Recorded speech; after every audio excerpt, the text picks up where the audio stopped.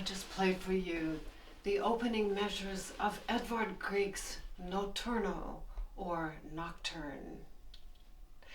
It's from the Lyric Pieces, Book 5 of the Lyric Pieces, of which he wrote 10 books, 66 pieces in all. But I have to say that this particular piece is a one-of-a-kind. I've never seen another piece quite like this one, with its continually evolving tensions and releases harmonically and therefore emotionally. And you know, while he lived, the rest of the world that knew his music felt the same way, and he became beloved while he lived in all of the piano playing and loving homes throughout Europe. In fact, he became known as the Chopin of the North. Very appropriate. So this piece, the Notturno, it's in C major. It's in 9/8 time. And the first thing we do before starting the piece is to cross the arms. Would you think to start a piece like that? And by doing so, the pianist changes. Something changes internally.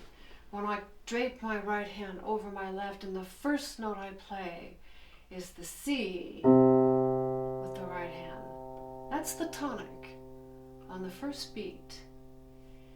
And then I jump up to a broken A octave and drop to the E. That's a fourth. The third measure, drop back down to the C, which is a dotted quarter note tied to an eighth note, meaning it gets 4 full counts. Counting out loud that measure 3, 1, 2, 3, 4, 5, 6, 7, 8, 9, 1, 2, 3, 4, 5, 6, 7, 8, 9. So which is it? Is it C major or is it A minor?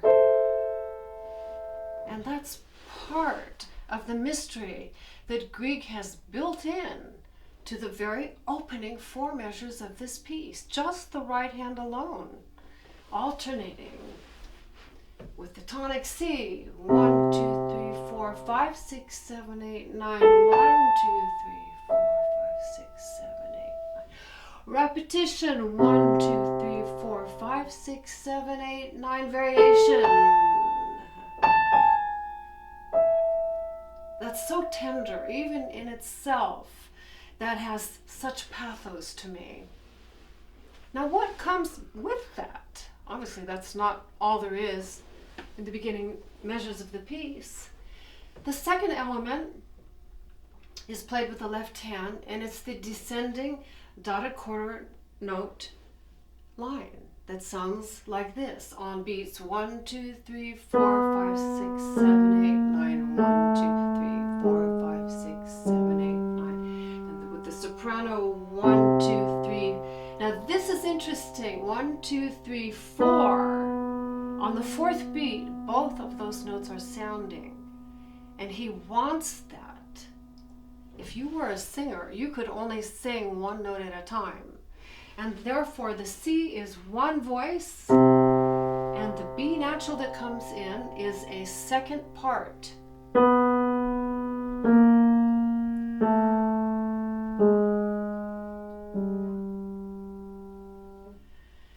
The third element is what I call the heartbeat motive.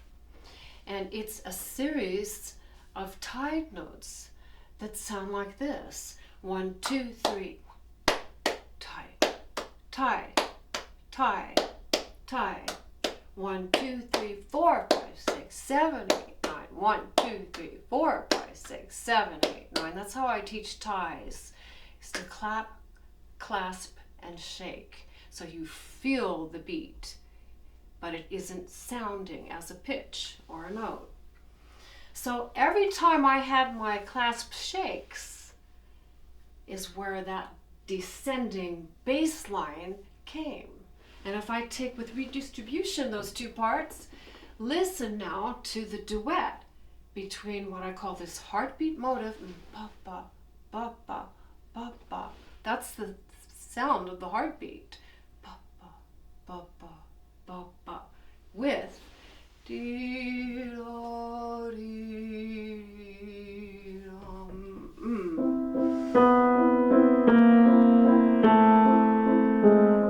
Beautiful, isn't it? Repetition.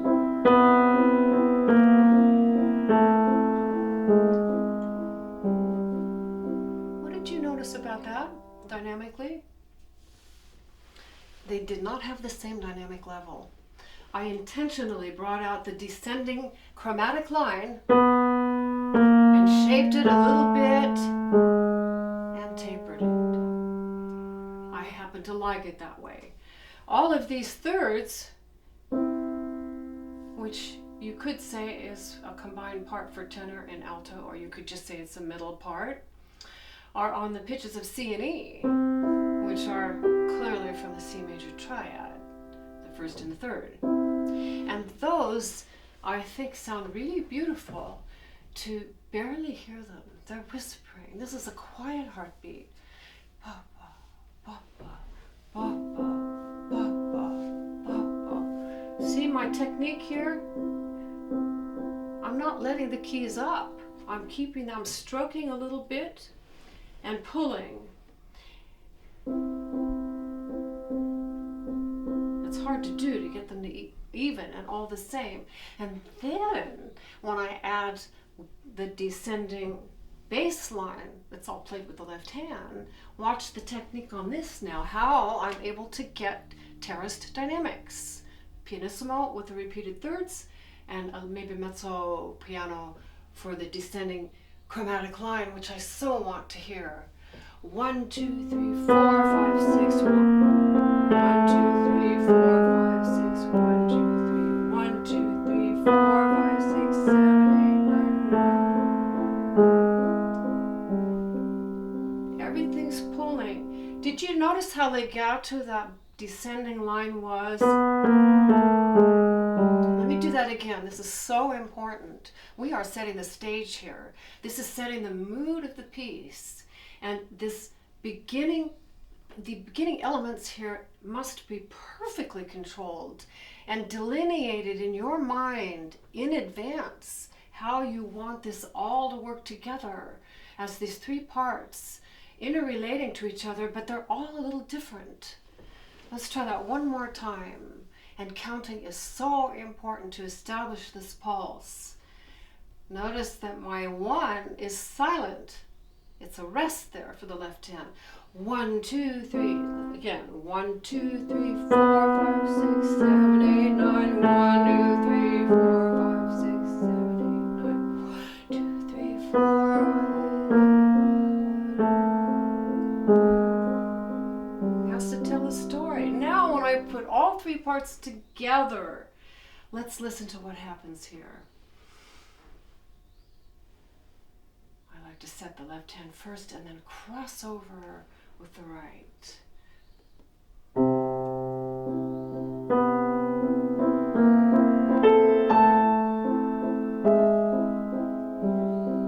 Repetition.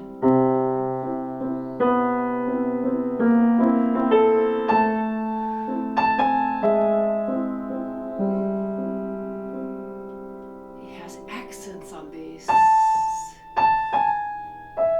Dashes. And I recently discovered, I kept hearing this motif in my mind. I thought, why does that sound so familiar to me? These notes, A, G sharp, E. And I got it. It's a signature motif for Grieg. It's his most famous motive he ever wrote from the piano concerto. It starts with the soloist. The first thing you hear are those pitches. And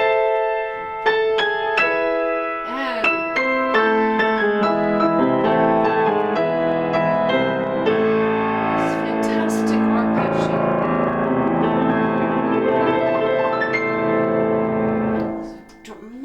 beginning, and we're going to have that element later on in the piece, which is why I decided to continue playing those arpeggios. But he developed that at the age of 25. This piece was written at the age of 48, so almost an entire doubling of his lifetime. And it comes back here. I thought that was really interesting. Everything he experienced. And that piano concerto did catapult him into international fame. It was immediately accepted and a huge success. He played it a lot. And you really want to hear that piece too. Listen to recordings of it, because you'll hear so many references in all his other pieces that he continued to build on from that first astounding masterpiece, the piano concerto. This is a masterpiece too. It's a smaller piece. It's much more pared down. It's much more intimate and inward. To me, it's like a meditation. I'm going to start one more time now so you can digest all of these elements, and I'm going to continue going on and see what happens then after this beautiful, mysterious, complex, and a little bit ambiguous beginning. What am I doing now? I'm breathing. That is such an important part before you begin, is to breathe. You're going to breathe emotion and life into these phrases, literally.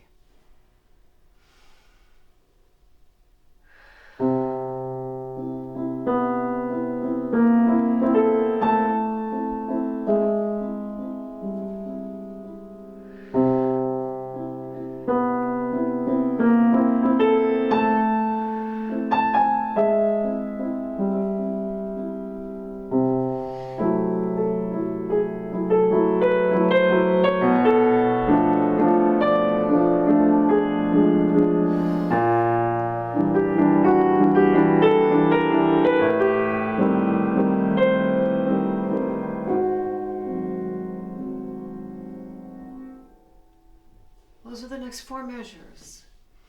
A lot happens here now. First of all, the heartbeat motive, which had nothing but repeated C's and E's, tied.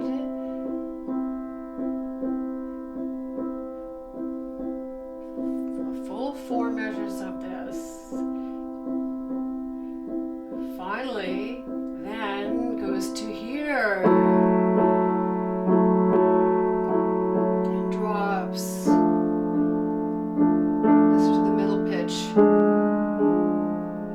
Next measure.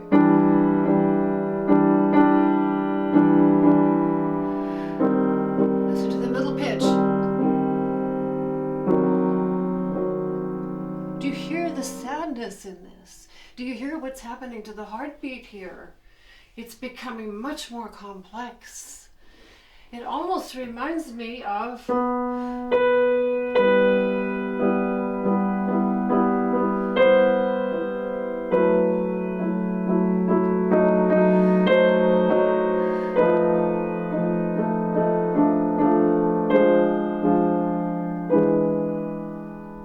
Chopin's Prelude, number 4 in E minor. This is the same idea. I think that Grieg knew. Of course, he heard that piece. That was written many decades before this was written. And as with Bach, when we have descending chromatic lines, they always mean inward, always tension. And in that Chopin prelude, that means this searching and inquiry and inner quest and small agitations. And he's trying to communicate that with this part, with these harmonic changes. Go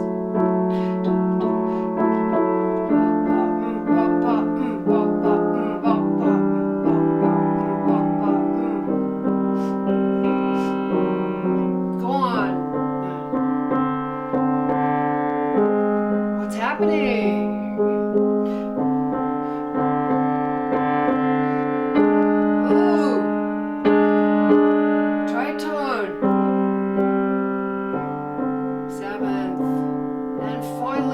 Whoops. Longest note so far. And that's where the whole first page is going. Now let me show you what I'm looking at right now before we look at all the other things going on for measures 5 to 14. This is what I'm reading from. And this is a brand new engraving from my chart, my whole chart package. This is page 1 on the 11-inch by 17-inch horizontal format. There is no other music like this because I made it up. And I did so out of necessity for a number of reasons. One of the things is for easy and secure learning and memorizing. And the other is for accurate representation of what's going on with the long lines, uninterrupted. This is all one thought, system 1. This is one thought, system 2.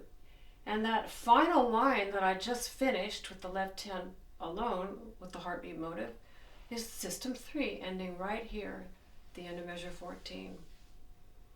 You can see I've got some colors on here. I have a red box here and a pink box here. You get those colors. I'll show you that in a second, but first, this is what your working copy comes like on the black and whites. 4 pages for your main file from which you'll learn your notes. And I really love these. You can see how restful they are on the eye with all of the open space here. It's really just beautiful to contemplate what this looks like with the parts and the lines pulled apart so widely here. There's no interference with the other lines crowding. So many times in editions I see these pedal lines and you can barely tell them apart from the next phrase mark of the next system, the next line. But here you can see it very clearly. So that's what yours looks like. The other thing I'll show you while we're looking here in your full chart package, which you can get from my website, sallychristianmusic.com, as digital downloads. You simply take your files to the printer and have them printed. And you get your black and white satellite view here. This is the entire piece on 2 vertical boards. And I need to make this first before I can then make what I consider the most important and essential tool you can ever have in learning anything, and that is the color structural analysis. This is really where one picture is worth 1,000 words, and I'd like to take just a brief overview with you now, and then we'll get into many more details throughout the lesson. Here I have the opening material I put in a red box. Measures 1, 2, 3, 4, measures 5, 6, 7, 8, and over here on your working page 3, the material is identical. So that's a recapitulation. The next color I put was pink. This 6th measure pink box here, and notice I have the length of the number of measures per system over on this column. That's very helpful to see the architecture of a piece. Just how many measures are there in one uninterrupted thought? So here we had the 6 measures here ending on that G major. Then we have a blue box, completely new material, very gorgeous. The green box, and that's where we get references to the piano concerto. Recapitulation, another longer pink box, and these interrelate, and that's why I've laid it out this way. And finally, in yellow, the coda, which wraps up the piece. So we'll be referring to this throughout the lesson, but that is where you get the colors. I transferred the colors onto my lesson working copy here so that you'll be able to see in the larger fonts everything that's on your color structural analysis. So back now to measure 5. We're going to talk a lot about measure 5 through 14, which is all our first page. The left hand we know has this. We looked at that part of the heartbeat. Now the bass line that started at the beginning of the piece, all the beats, 4, 5, 6, 7, 8, 9, 1, 2, 3, 4, 5, 6, 7, 8, 9, becomes now just on these beats. So 1, 2, 3, 4, 5, 6, 7, 8, 9, 1, 2, 1, 2, 3, 4, 5, 6, 7, 8, 9, 1, 2, 3, 4, 5, 6, 7, 8, 9, 1, 2, 3, 4. Listen to that interval. That's another tritone. And then goes up to here, and here, and here, and G. Now if you put those two together, redistribution, what the left hand sounds like, you're going to hear that this is really one continuous descending movement towards the dominant. I'm doing this in great detail today because if you repeat these steps in your practicing, you're going to have a built-in understanding of the four parts, which is how he wrote this. And thinking this way, listening this way, studying this way is going to greatly impact your ultimate interpretation of the piece and give it the full richness and depth that he had in mind. Here's redistribution. 1, 2, 3, 4, 5, 6, 7, 8, 9.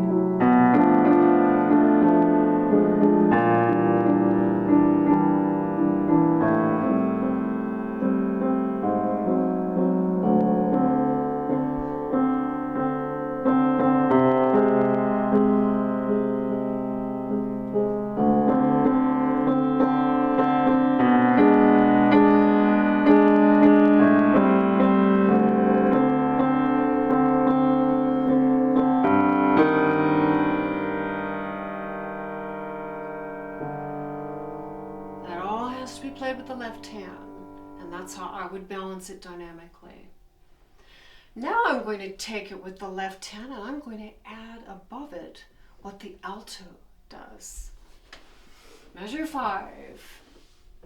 1, 2, 3, 4, 5, 6, 7, 8, 9.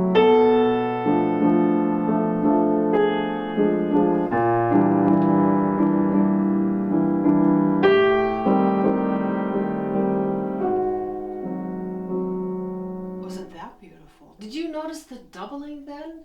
We had what ended up being an inner A to A flat, and then G to F sharp. What is that? That's more descending half steps. Another hidden descending chromatic line. One other thing I want to point out before we get to the real change, which comes with the soprano line, is just taking this left hand. Now this is very open.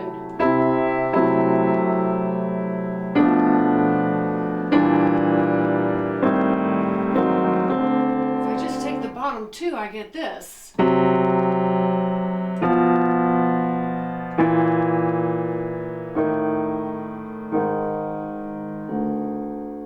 Those were all descending tritones also. Now what am I saying tritones all the time for? A tritone is simply 3 whole tones in a row. One whole step, second whole step, third whole step. These are sometimes referred to as the devil's tone because they're so dissonant. They actually divide the octave in half. 1, 2, 3, 4, 5, 6. 1, 2, 3, 4, 5, 6. 6 semitones from here to here. And they can be spelled as diminished fifths or augmented fourths. I won't go into all of that here, pointing them out, but they're all in there. And when you see that, you'll say, oh, okay, I get that. I get what that is now. Okay, are you ready now for the cross rhythms? The 2 against 3, that beautiful soaring soprano line. Da, da, da, and ya, da, da, da. Then becomes duples.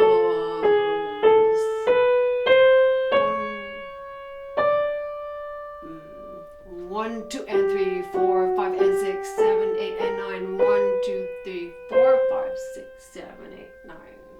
Now, when I've taught this piece, that has been a trouble spot for some students who aren't used to doing 2 against 3 rhythms. In this case, the right hand has the 2 and the left has the 3. And so what I like to show first of all is the combined rhythm of a cross rhythm. And it sounds like this. Together, left, right, left. Together, left, right, left. Together, left, right, left. Or 1, 2, and 3, 4, 5, and 6, 7, 8, and 9. And those ands are where your soprano line is going to come in on. 1, 2, and 3, 4, 5, and 6, 7, 8, and 9. 1, 2, 3, 4, 5, 6, 7, 8, 9. Then everything drops a step.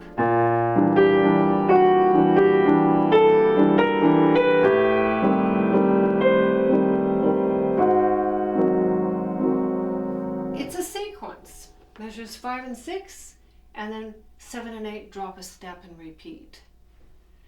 But even more important now, I talked a little bit earlier about the evolving tensions and releases. If I just take that soprano line and the bass note, listen to what we have as intervals. Measure 5 with the C in the left.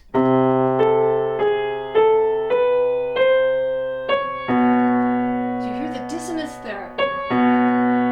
That's a ninth, C sharp to B, and then it resolves to the 10th. Do it again.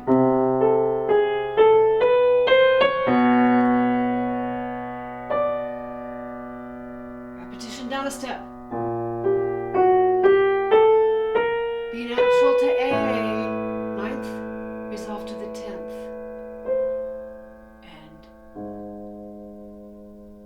Keep going.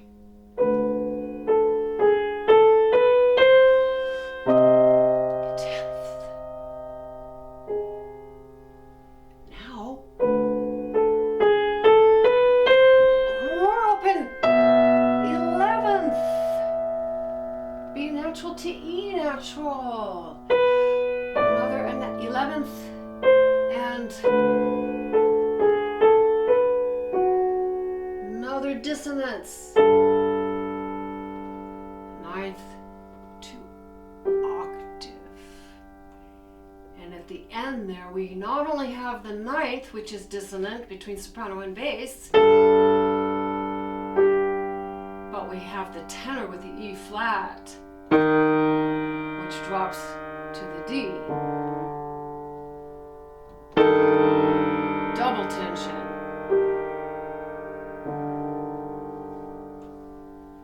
What is that E flat? Well, in G major, G is our dominant of C. The scale would be 1, 2, 3, 4, 5, 6, 7. But the flatted 6th then becomes 1, 2, 3, 4, 5, 6, 5. And that's how he does the cadence for the end of the whole verse page. Now I'm going to put the hands together and let you listen to all of these. Oh yes, one other thing I wanted to say, what important here, and I'm going to show you the music. This is really important, and this gets missed many, many times in performances. I can tell it does by the way that people play the piece. Measure 5, measure 6, and measure 8. Notice that I gave 2 different colors here.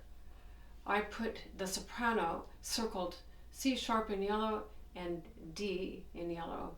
Under it, I put the A in the greenish color and the A flat. That's the alto.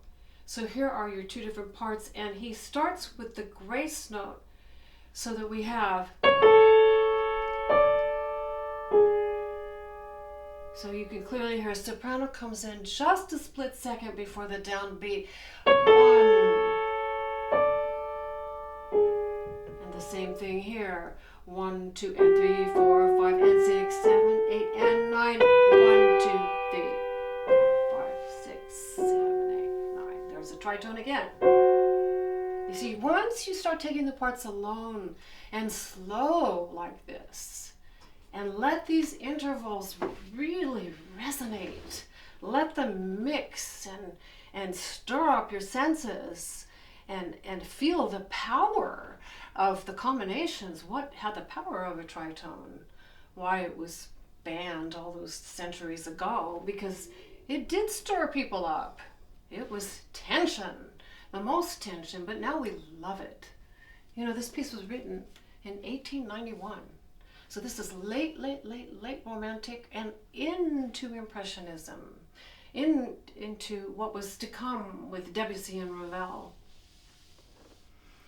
It was very forward-thinking, his writing, and some of his very late pieces. This is Opus 54, but some of the Opus 70s are so unusual. They really go way, way, way out there, like the composers often do. Fauré with his late works, same thing. All that same beautiful period in time, my favorite period of time for music, right at the turn of the 1900s. So let's put the hands together now. Again, breathe. And feel this. You're going to hear these cross rhythms, hear the suspensions and releases, hear the descending bass line, hear the parallel inner chromatic descents. Here we go. 1, 2.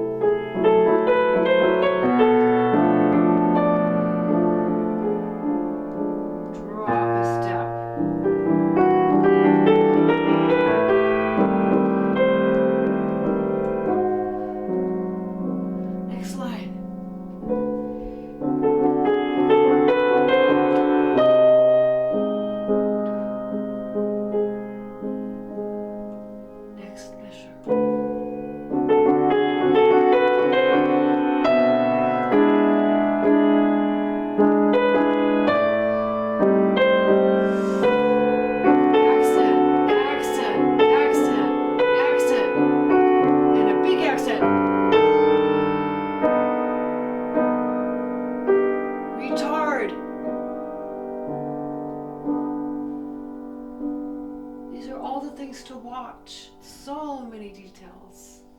So that's clearly G major. Now we go on to the blue box. Now, if you were here,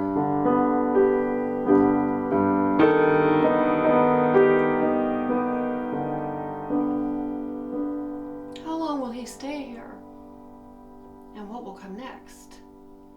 Well, he doesn't stay at all on G major. He jumps up unexpectedly, high on the piano, a whole new tonality and quiet. A tempo.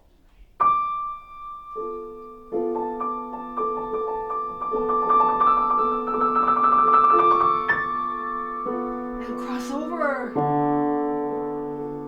You see the crossing over and this beautiful crossing arms. And look what happens. And then he repeats it up a minor third. I call this the nightingale. Trilling, and crossing over to a fifth.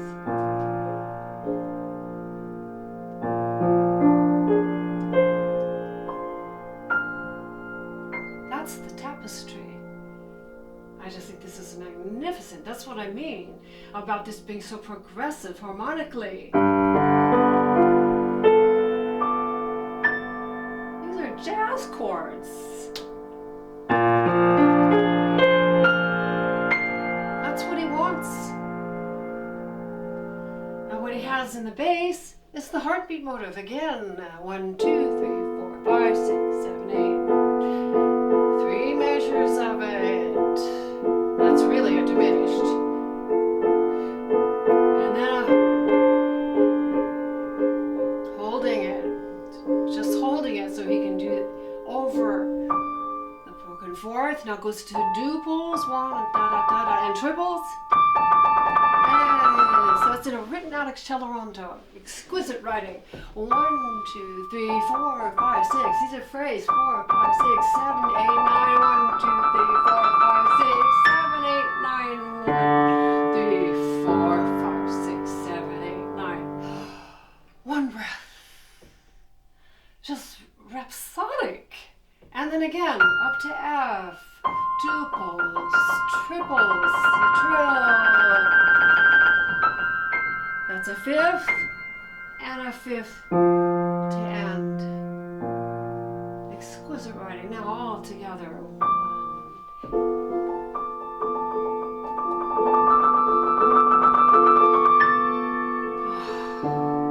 There's the accent.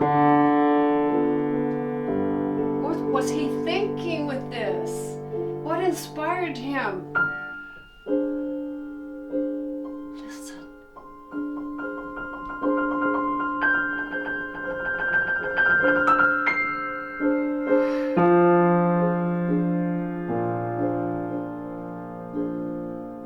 Doesn't that sound like he could have been improvising that? Well, he was. And I'm going to read you something now that absolutely took my breath away. Grieg was interviewed. His first biographer interviewed him. And this is a quote when he was asked, "What was it like in your childhood with music?" Grieg, by the way, was a prodigy. He instantly took to the piano. He loved it. You couldn't get him off the piano. He was there for hours. His mother taught him, and they were very devoted, the parents, to encouraging his musical knowledge and education. She taught him. Well, when he was 9, this is what he remembers experiencing with the piano. Why not begin by remembering the wonderful, mystical satisfaction of stretching one's arm up to the piano and bringing forth not a melody, far from it, no! It had to be a chord, first a third, then a fifth, then a seventh, and finally, both hands helping, oh joy, a ninth, a dominant ninth chord.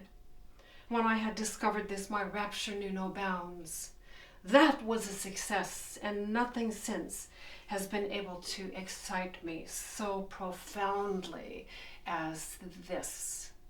So this came from authentic soul urgings and yearnings to pull this out of the piano with the limitations of the hands of a 9-year-old. But he did it, and then he stayed with it, and he wrote with this next section exactly what I just described. And this is what it sounds like after our last nightingale. I'll repeat that so you can hear the extraordinary transition, unprepared transition. I like to start soft here.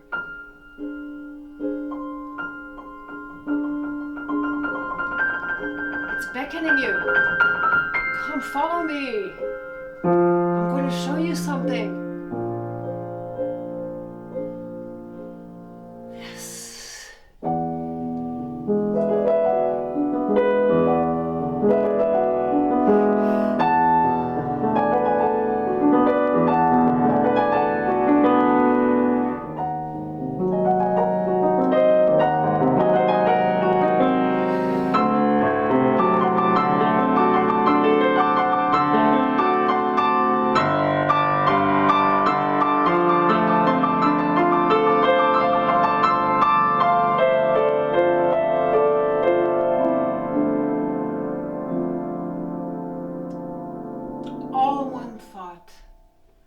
And that is what I call the development section of the piece, if there is such a thing. Look at my music here now. This is your page 2 of your working copy. This is the blue box for the 3-measure nightingale and the repetition of a third, minor third. With no warning, he goes to 6/8 time He writes Pumoso, and the heartbeat material is gone. That heartbeat motive occurs for 2/3 of the piece, but it is absent in this entire green box. This is a standalone, this green box here. And notice that we have this rhapsodic arpeggiation in the left hand. And here now is a duet. The soprano blooms and is joined by the alto. Let's break this down now and take a look at it. This is really just rapturous is the word. And he said it right here. Rapture. When I had discovered this, my rapture knew no bounds. He wants rapture here. I'm going to take the left hand alone as blocked chords. I love to do this. This is measure 21, pianissimo. And notice now, actually, as written, the beats are then 1, 2, 3, 4, 5, 6. 1, 2, 3, 4, 5, 6. And it opens. That's a 10th here.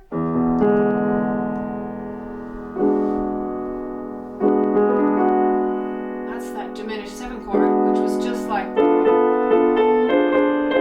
he's got them all through here.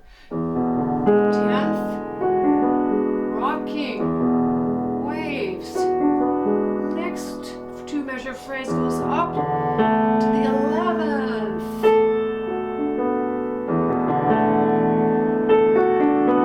Drops down. Another 10th. Up, though the hands the parts are splitting here. They're getting wider.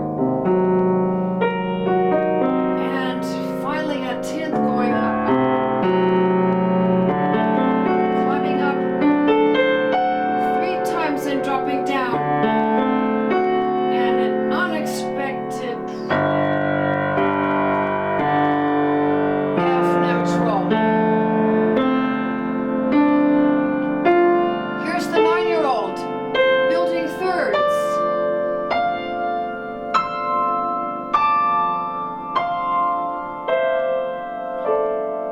This was so authentic for him. This is the end.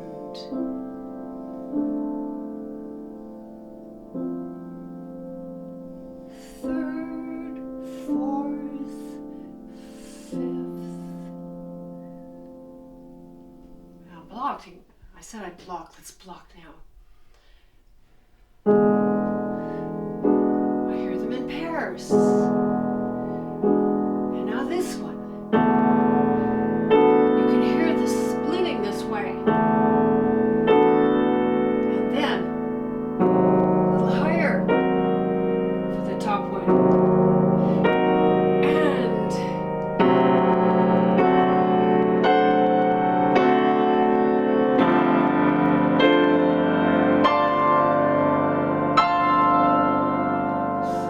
stunning. Listen to that. And the dissolve on this.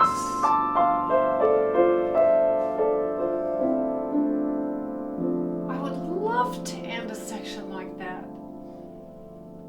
Completely inspired. Now the soprano, I said, is joined by the alto, and we have this beautiful duet. 1, 2, 3, 4, 5, 6. A new rhythm. 1, 2, and 3, 4, 5, 6. Now this goes up a third. 1, 2, 3, 4, 5, 6. 1, 2, 3, 4, 5, 6. Drop to triple piano. And jump up here. This leap here is huge between the hands.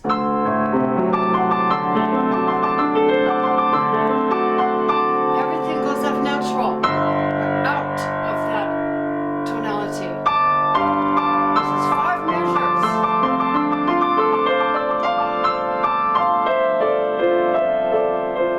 Of a plagal cadence that leads you back to C. A plagal cadence is just, and I hear it. I hear the F tonality. more than anything there. He's going to use that F again to close the piece. So now I want to just take redistribution with the right hand, and so that you can hear the soprano part and the alto, and you put them together. It's third, fourth, diminished fifth, fourth, third. This one. This one. And this one. And finally leading to the last one. But it goes non-stop. It's spinning out of dazzling control. It's pure Ravel. 40 years later, you can see that exactly in the piano concerto. And in the Tombeau de Couperin, the last movement, it's exactly like this. It's just wonderful writing.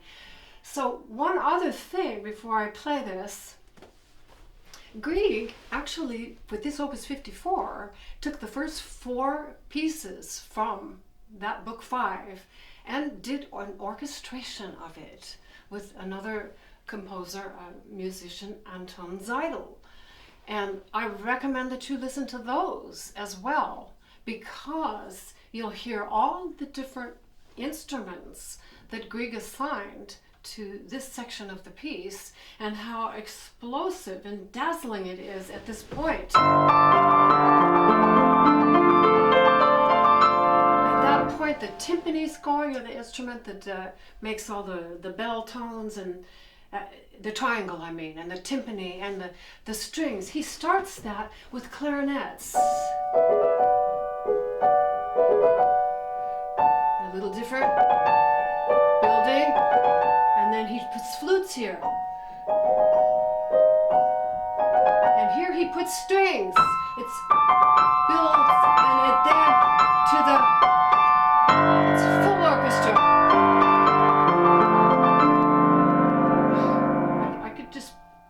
I feel like the 9-year-old Grieg. I could just stay here all day and do this.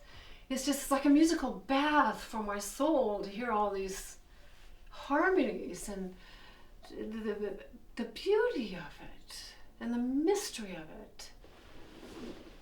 You know, I found a quote recently from Albert Einstein, and he says, "The most beautiful experience we can have is the mysterious." And this is complete wonder and mystery to me, how he did this, how he wrote this. I'm going to play it now straight through, and I would like you to imagine the mountains. I would like you to imagine the maybe photos you've seen of Norway. Maybe you've been there. Imagine the fjords and the deep chiseled mountains going up, and the glaciers and the still clear blue waters, and the smell of the pines and the sound of the birds and the rustling of the leaves. Imagine all of this, because that's what he immersed himself in when he wrote. He loved nature. He loved Norway. And it's all in the music. These are mood pieces. These are atmosphere pieces. They're images. So here we are. Let yourself go now. Open your body and relish the choreography between the arms and the parts pulling and growing into this enormous conclusion.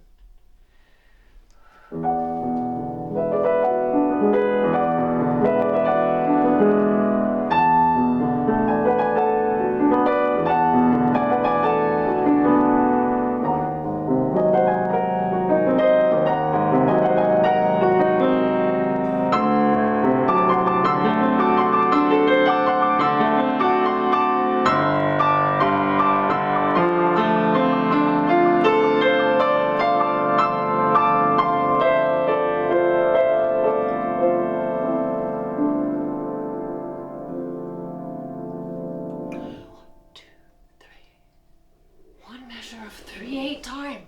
Just 3/8 notes.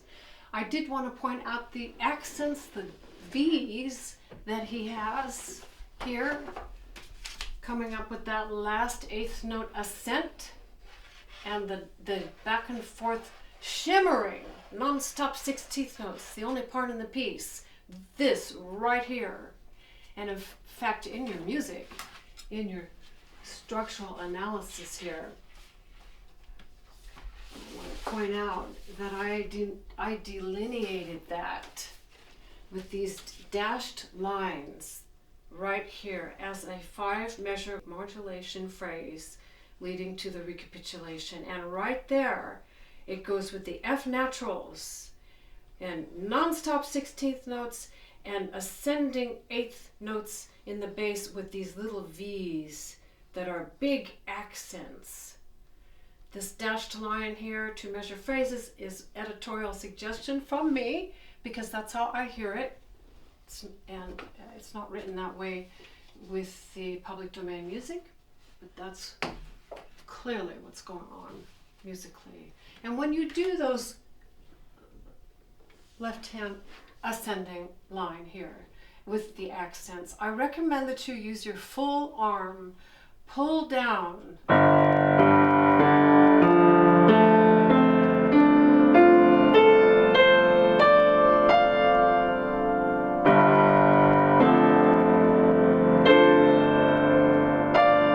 That's how that's constructed.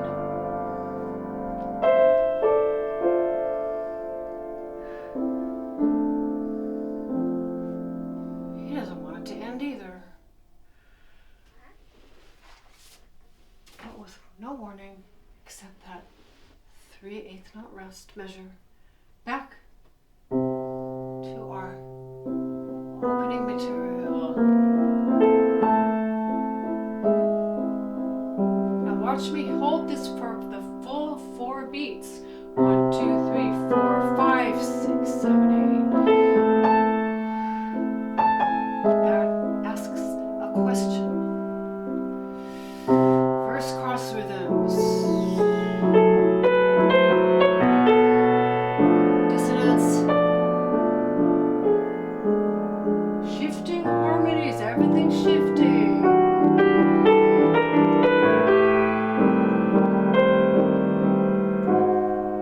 So far identical. This next measure 42 is the end of the identical, which did this. First time it went here to an A flat first inversion, 6/3. But this time, that becomes a false start, and he starts again higher. This is ingenious right here. Here's measure 42, the beginning of the second big pink box. So no, I want this one.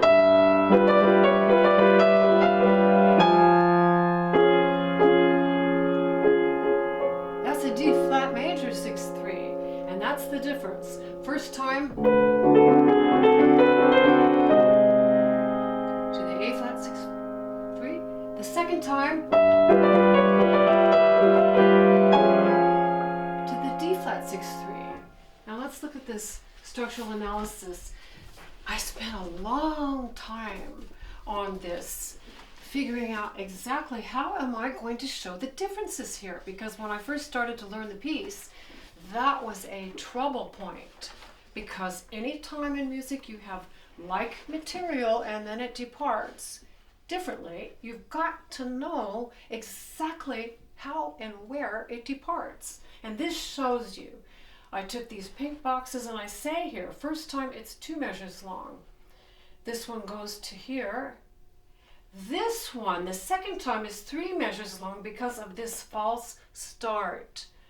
And this measure 42 is identical to this measure 9. Right here. Measure 9, measure 42, identical. New start here goes up to the new tonality. And then this is very much like that. The 6 measures here, and these 1, 2, 3, 4, 5, 6 are similar, except instead of doing this cadence here, he takes this idea. This is just going to amaze you. This is just, it's stunning composition is what it is. And I'm going to take what I like to do here, my page 1 and my page 3, because this is loose leaf. I can lay these out side by side. Let me show you first. Here's page 1 and here's page 3. So red box, identical. Measure 9, measure 42, identical. Bear with me here. I'm going to try to hold this. Now, I need one of those big paper clips to hold this, but I don't have it. So anyway, this is it right here. I'll just take this away. Put this over here. But this one coming up here now, starting right here, this would have been the normal cadence if we had done the first time it does. We know this. This is just like the first pink box.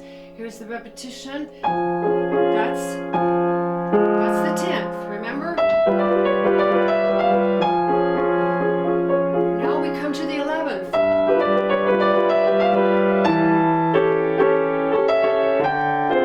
Here's the closing measure, the first time. Instead of doing his cadence, he's doing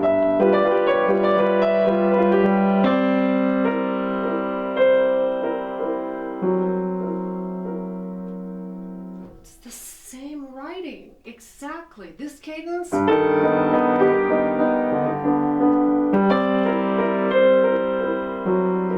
that's brilliant. Measure 48 and measure 14, compare those. Because now he's taking that cadence idea that comes in the tenor and he's building on it. And the bass line goes down. And then he does it again. Now this, I'm going to put out my page 3 and 4, is really an extraordinary 8 measures of descent. And what I'm going to do now is to play the bass line alone, starting measure 47.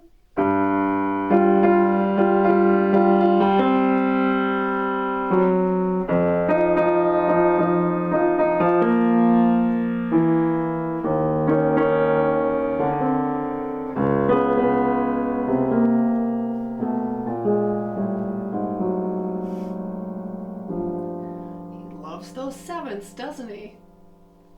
Now if I double the significant bass line chromatic descent that's in here with the right hand in octaves, you'll hear it more clearly. That's the G. Here's the G flat, here's the F.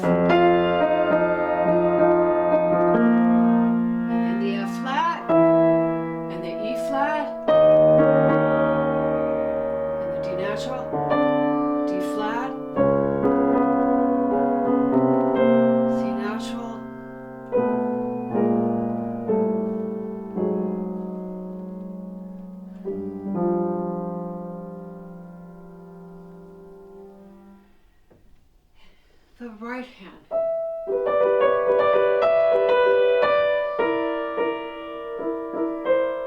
Everything's coming down now for the first time. Repetition now, down a step.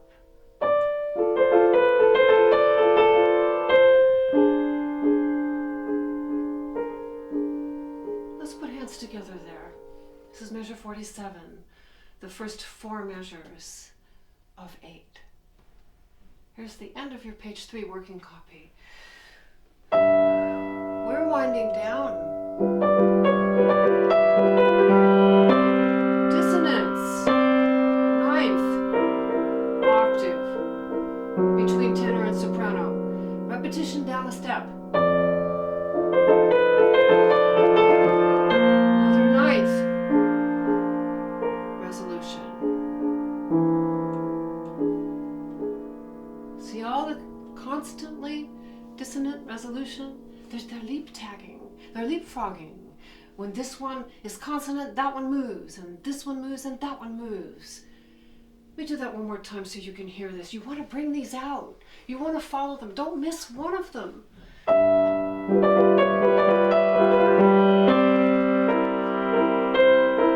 bass. Here's your chromatic descent to the G flat.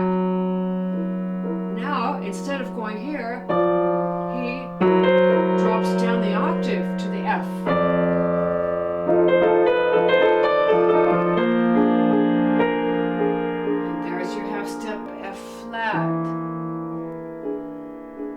Now we go into duples with the soprano.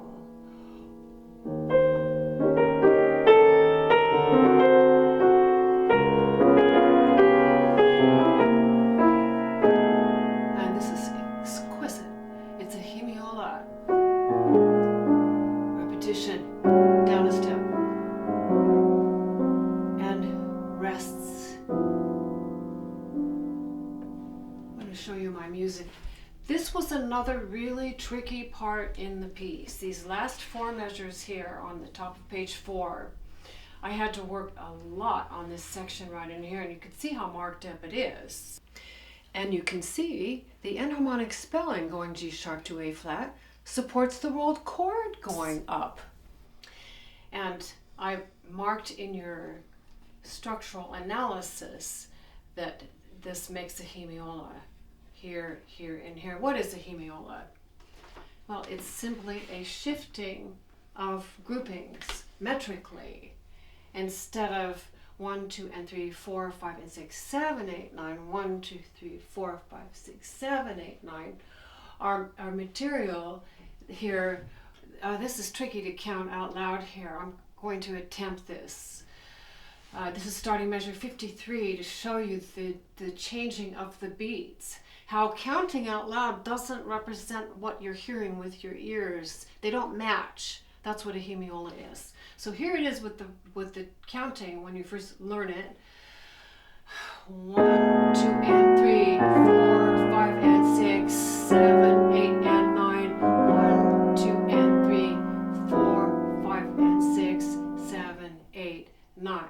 You need to know that, but your ear is going to hear 1, 2, 1, 2, 1, 2, and he wants that. Look at what we have between the alto and the bass here.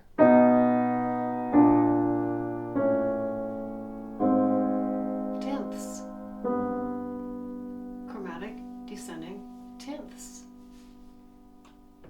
Look what we have with just the bass. The left hand, I mean. Ooh, that's really a clash. That's a rolled chord. This is not rolled. This is rolled. And this is.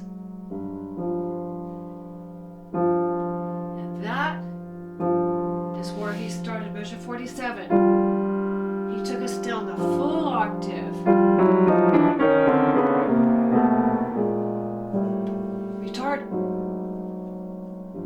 Now this bit of rolling here at measure 53 is absolutely melting. You know those Salvador Dali paintings when the images come and the clocks melt and they come everything, or the Wizard of Oz, I am melting. That's what's happening here. these harmonies, everything's melting as it disintegrates, as it decays, as it comes to its rest. The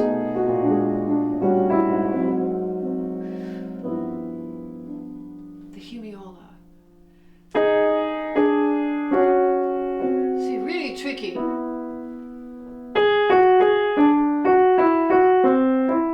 That's the soprano. Here's the alto. As we saw, here's the tenor. Ooh, neat. Look, look. Total jazz. Total. One more time this last line before we get the coda.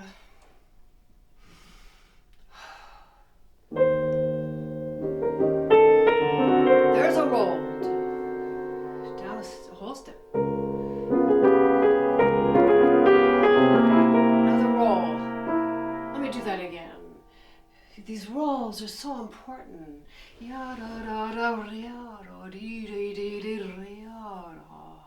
See, it's pliable. What's he doing? What's he trying to convey? Can you imagine having to write out when you hear something authentic? An impetus in the moment. You're moved by something. You're looking out your window. He had his little writing studio. I have to tell you this because it all is going to impact your relationship, your relatedness to Grieg, and where he was and what mattered to him. Nature mattered to him. His natural environment in Norway mattered to him. He set up his first writing studio. It was a single room in the western coast of Norway, and it faced the glacier and the lake. He had a great big picture window and a piano, and that's what he did. He looked out his window, he saw these extraordinary things, probably opened his windows in the summer and heard these things. And then he had to laboriously figure out how to put this to paper to convey what he wanted. So think what he wanted. Go there. I look out here all the time. I'm surrounded by nature. You see a little bit back there. This is all woods where I live. And I get so many ideas. And I feel a lot like Grieg must have, of channeling my natural environment. We are all part of this. We are inseparable from nature. He was inseparable from his nature. It's all in his music. Listen to the rolled chords. Look at that. Relish it. Down a whole step. Little crescendo. Waves. Another wave.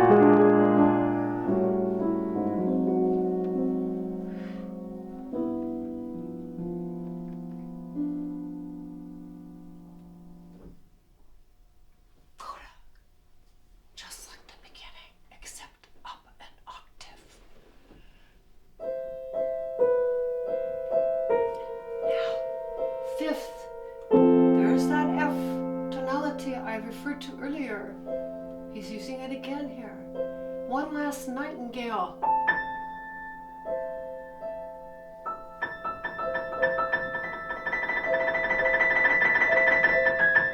Now fifth, so we had this. 3/8 rests. An open 3/8 measure and goes to A flat and E flat. A flat.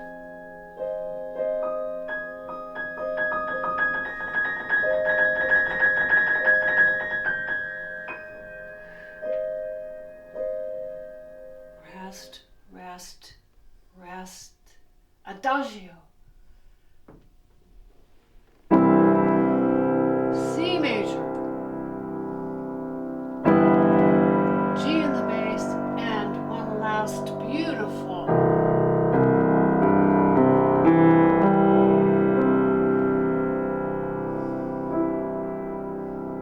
arpeggiated C major chord, way in the bass, ends with a 10th.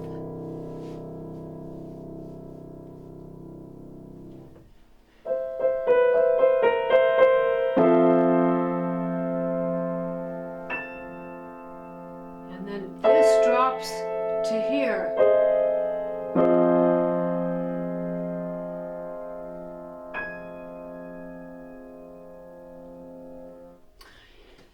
Now, I gave some colors here, and you get these in your structural analysis. I put the red here because this is identical material as our opening red box with the descending dotted quarter note chromatic bass line and the heart motive. I put this in blue because it's a reference to the nightingale call.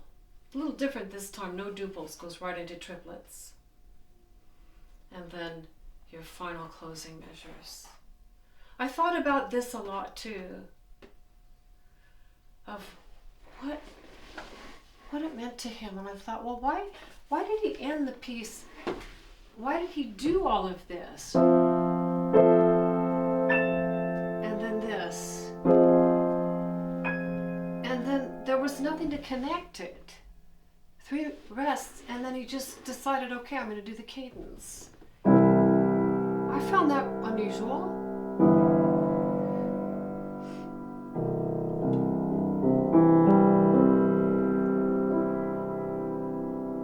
And I came to my own conclusion that it was a distant memory of something lovely that he wanted to visit one more time. You know, it's like looking at a photo album and going back and looking at pictures from your children when they were little, and you remember, it brings it all back. And you go, I can close the book now. Yeah, that stays with me forever. The nightingale stayed with him. The fjords, the waterfalls, the glaciers, all of this extraordinary beauty. So look for the beauty where you live, and look for the beauty in each other, because we all have it. We all have beauty in us. And we all have something special to give. Everybody has a gift. Nobody comes here without a gift. And if you don't think you have one, keep looking, because you do. I hope this has been helpful for you. I've loved sharing the Grieg Notturno with you, and learn it as soon as you can. One last thing. I was talking to my mom on Sunday. I call her every Sunday. She's going to be 89, and she still plays the piano. And her mother, my grandmother, was born not long after this piece was written. And she, my grandmother, played this piece all the time. When I told my mom, oh, I'm going to do a teaching video on the Notturno, the Grieg Notturno. And she says, you know, your Grammy played that all the time. And I hope that my granddaughters play it someday too, and say, my Grammy played that all the time. I get choked up just thinking about them. Thank you so much.